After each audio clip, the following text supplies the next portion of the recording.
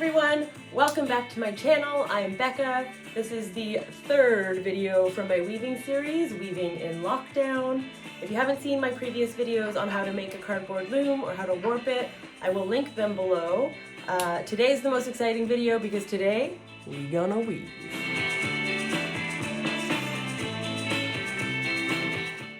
So what we're gonna start with are these stitches. This is what I'm gonna walk you through today. These are 3 great beginner stitches that I'm going to show you how to do. I will be making subsequent videos on how to do more complicated stitches, but this is a good place to start. So a really quick review of our loom. The strings up and down are called our warp. The yarn that we're going to weave in and out is called our weft. We have this cardboard spacer down here. Again, this allows extra string at the top of our weave to hang it from at the end when it's done. We are going to be weaving upside down. This is the top of our weave. The reason for that is then gravity works in our favor. And then the last thing is our shed stick. This opens the shed and allows the needle and string to pass through really quickly. So weaving one way will be much faster. So what we're going to need today is our looms, a pair of scissors, or scissors as most people call them, do-over. So the materials we are going to need today are, we're gonna need some scissors, some yarn. If you don't have yarn around, you can use strips of fabric, or if you have old clothes, you can cut that into strips to practice weaving with. Use what you got.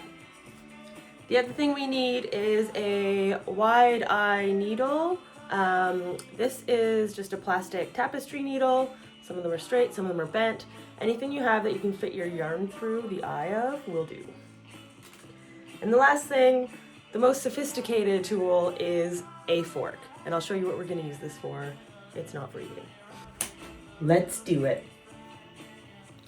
I've cut a few arm lengths of this yarn. We're gonna start with the plain tabby weave. We're gonna do 8 to 10 rows across. So the plain tabby weave is your basic weaving stitch. It's under, over, and you do that the whole way across. So we're gonna start with just taking the tail and going under, over, and then we're gonna tuck the tail in behind. We're going to take the other end of our yarn and thread it through our needle. You can see on the last row that our first warp string we went under, so this time we're going to go over. We're going to pull our shed stick down, open it up, and then pull our needle right through.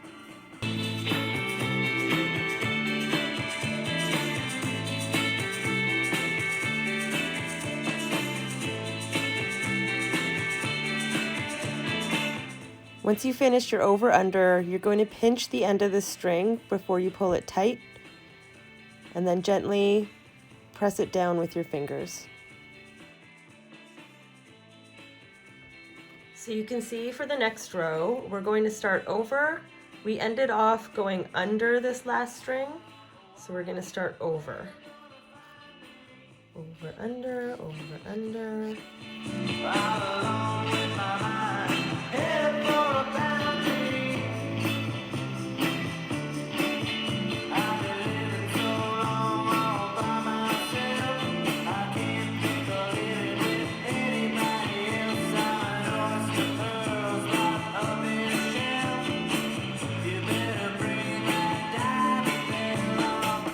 Now we're going to make some little hills and valleys every few inches on our string across. This helps even out the tension. If you don't do this, it might pull your weaving in at the sides. So to keep them straight, you do hills and valleys to ensure that the tension is even. And then we take our super sophisticated fork. It's also known as a comb or a beater stick. You're just gently going to comb down your string.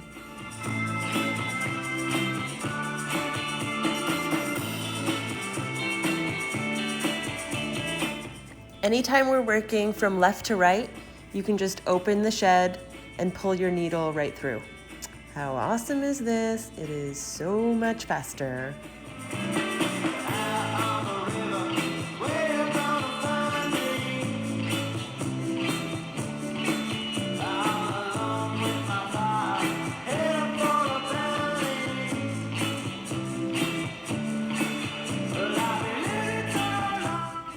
end our yarn, you're gonna take your needle and weave backwards through a few warp strings, like 4 or 5, over, under. Pull your string through, comb it down, pull your tail out behind, and trim it.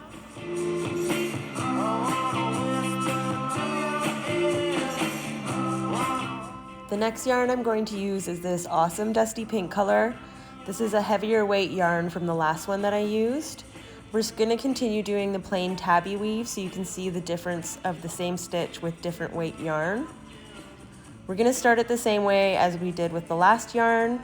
We're going to take our tail and weave it under, over through a few warp strings, comb it down, and then weave the rest of our yarn through.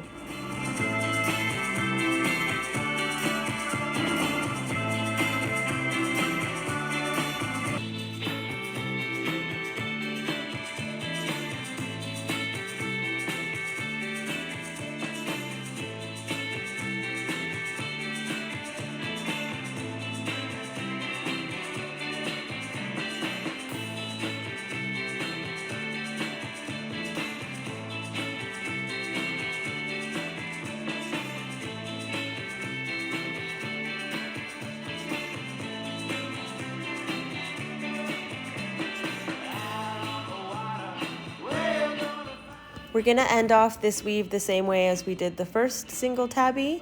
You're gonna weave back several warp strings, pull it through, comb it down, pull it behind, and trim your string.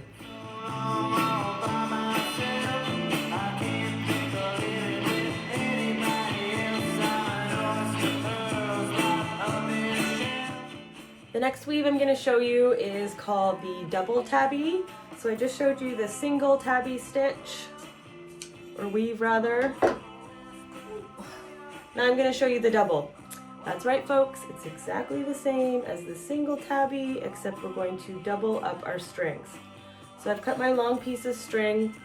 I'm going to fold it over, hold the two ends together. Then you have your loop on the other end. Take the two ends of your yarn. You're going to take one end and weave it under your first warp string. Pull your strings across and then thread both ends through the needle.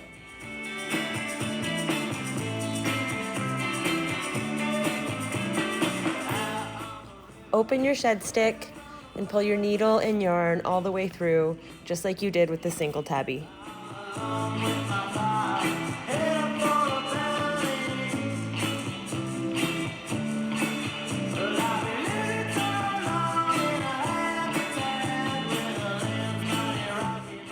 I'm going to continue doing the double tabby for a few more rows on my weaving. You do as many as you like to whatever suits your design.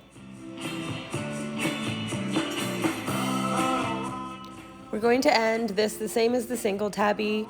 Weave back a few warp strings, pull your tail behind, comb it down, and trim it.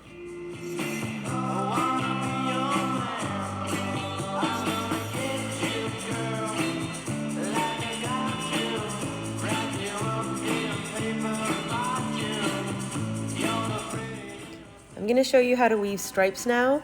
Stripes are super easy, especially since we're pros at the plain tabby stitch. So you're going to weave back and forth the plain tabby weave as many times as you want, depending how thick you want your stripe to be. And that's it. Easy peasy. Am I right?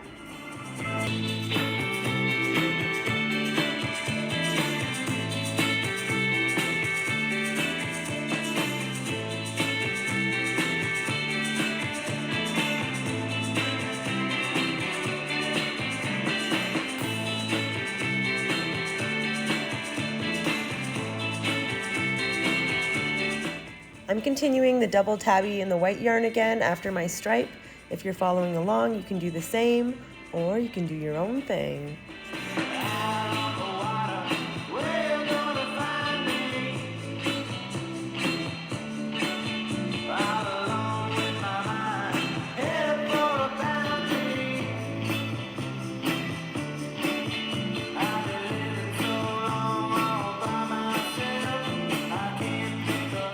The The next weave I'm going to show you is the Sumac weave. This is my favorite weave. It's the weave that kind of looks like a braid. So what I'm going to do is I'm going to cut about 2 double arm lengths of yarn. I'm going to be using this lovely gray for it. The easiest way to do the sumac is to do the double sumac. So you fold your string in half, you take your loop, go backwards under your first warp string, take the 2 ends of your yarn, go over your warp string and through the loop.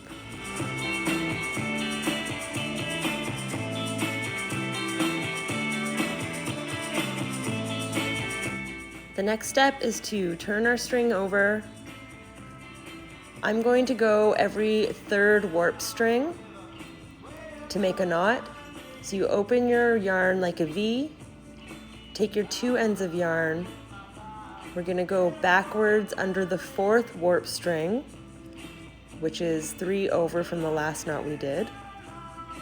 Go under backwards to the 4th string and then pull.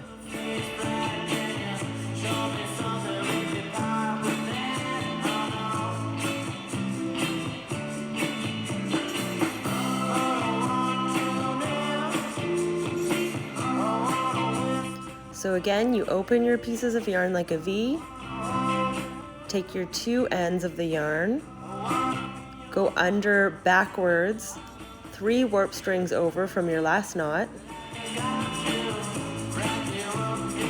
loop it under, and pull through.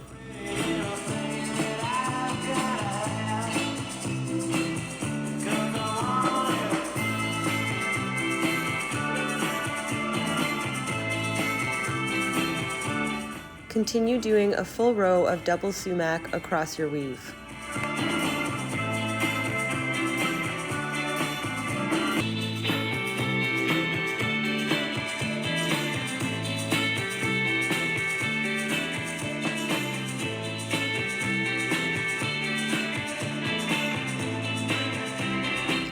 It's a bit trickier to end off our row of double sumac.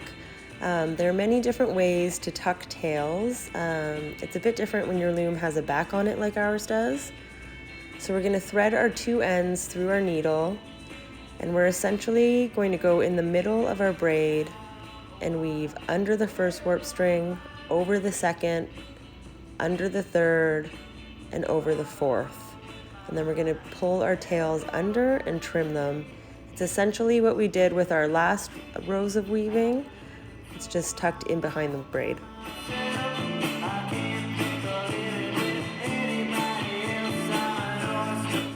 I'm going to continue doing a few more rows of the double tabby weave. This is a good weave to do after doing the sumac because the sumac is a looser weave. So doing something a bit more dense to help hold it into place is a good idea. You can continue along or keep practicing the other weaving techniques that I showed you today. Subscribe to my channel or follow me on Instagram at breed_design to know when my next videos are coming out. I'll be teaching different weaving techniques in my next video. Thanks for watching, guys. Happy weaving! So start with these. What was I gonna say? I'll show you what we're using this for later. Blah, blah, blah, blah. You know? You get what I'm saying?